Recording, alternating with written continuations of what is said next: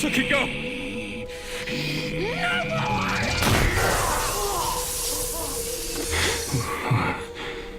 Suki realizes that she's not quite as over Bill as perhaps she thought, and an unintended consequence of saving Bill's life is that she gives Eric his memory back.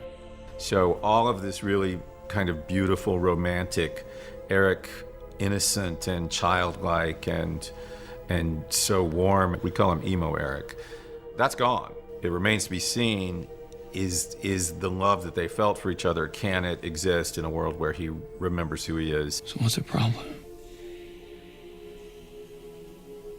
Bill.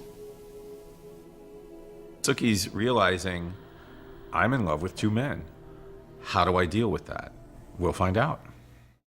Marnie, once she invited Antonia to possess her and was taken over, the weird thing is that Marnie found herself in the most powerful, intimate relationship that she's ever been in by sharing her body with a 400-year-old dead spirit. She's an outcast. She hasn't had friends around her. She's grown up very lonely. And now she has Antonia, who has given her a friend and a sister. I think Marnie's actually a very sympathetic character in that she's so lonely and so sheltered. And so she gets a taste of power and she gets a taste of intimate emotional communion. She cannot let that go. They are cruel. They are bullies. They treat you like a pariah.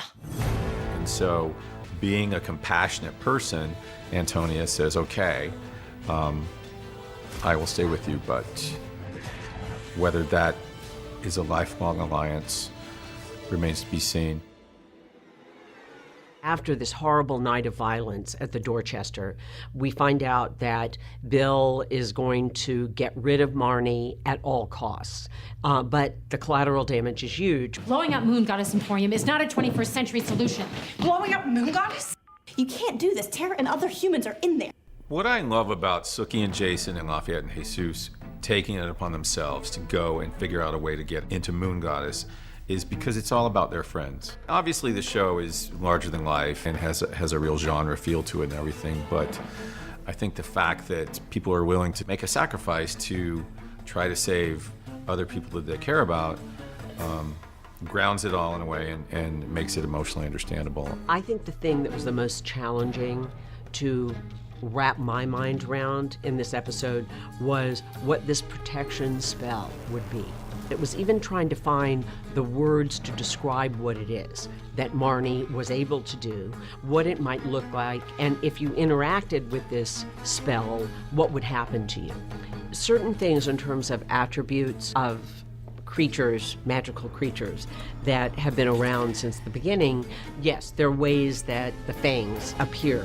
You know, and when I first came in to direct True Blood, those are things people can tell you.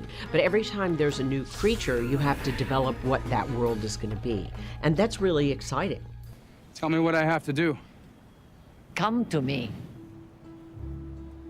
Jesus decides he's the only one that can go through the protection spell into Marnie. He's taken his family's tradition of dark brujo magic into himself, and he spent his whole life trying to avoid it. Now he finds himself in a situation to save himself and to save those that he loves.